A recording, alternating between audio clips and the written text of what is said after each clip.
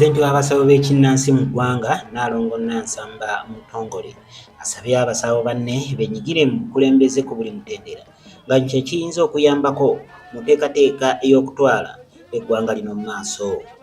Ono abadde ku kitebe ky'enzikiriza y'obuwangwa n'ennono zaabwo ekisangibwa ku kyalo Kiteeza Kawolo Lugazi mu disitulikiti y'e Buikwe ku mukolo gw'embaga y'omwaka ogwa 2025 n'okumutongoza nga pulezidenti w'abasawo ab'ekinnansi naddala mu kitundu kino. Ono ayaniriziddwa wakati mu mizira ng'atuuka mu kifo abadde abantu enkuyanja.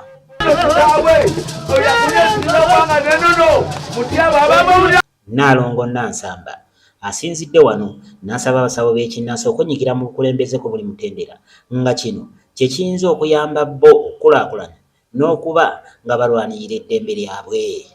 Ate twenyigire mu bukulembeze kubanga buli lwe twenyigira mu bukulembeze bwe wabeerawo ekibadde ng'okimanyi ku musawo w'omunno ojja kusobola okuyimirira okumubeera emabega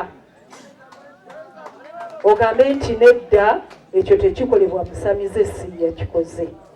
Nnaalongo era ayagala abantu beeyongere okubeera wamu ssaako n'okwenyigira mu nteekateeka z'okulunda n'okulima kubanga teri muntu ayagala mwavu.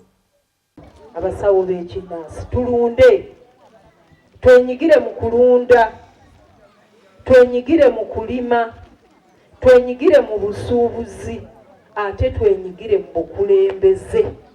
Ssaabakiriza Ssaalongo Mukasa Mutyaba asinzidde ku mukolo guno n'akangula ku ddobooza eri ab'enzikiriza endala bakufudde omugano nga basaanyaawo ebyobuwangwa n'ennono nga beerimbika nti gano babeera masitaani.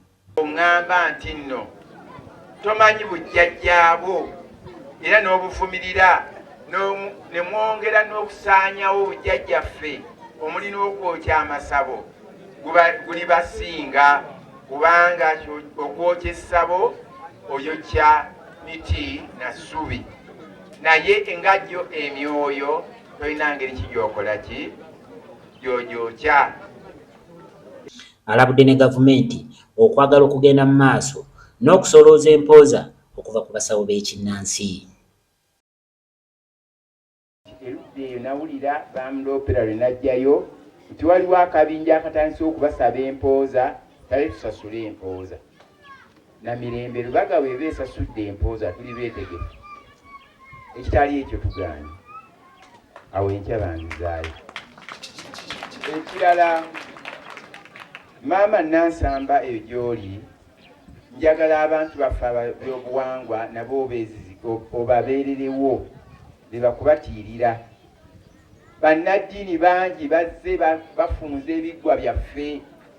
Ssaabawonzi Kaliisa akubiriza abantu obutaggwaamu ssuubi naddala mu nteekateeka y'okutuukiriza ebirooto byabwe nga bali mu nzikiriza ez'enjawulo. Fumbirwa yabanene bwenalabwe bamutwala nja woyo mwavu tagenda kweyongerako wenalabira nga aleese emmotoka endala kubanga engero bapanga mpange si kirooto nyenyukizo yakulinanya mugati engero si kirooto. Basebo ne bannyabo wano wetuli tetuliiwo lwa ngero tuliwo lwa kirooto kyakitaffe Mukasa Mutyaba. Abapanga engero ne bamunazipanga era mufundikira mugamba awo nalabira.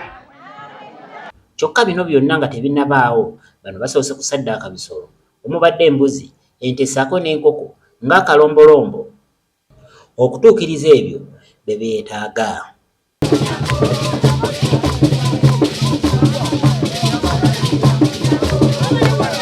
Bano balina n'essuubi ly'okuzimba essinzizo ery'obuwangwa n'ennono mu kitundu kino.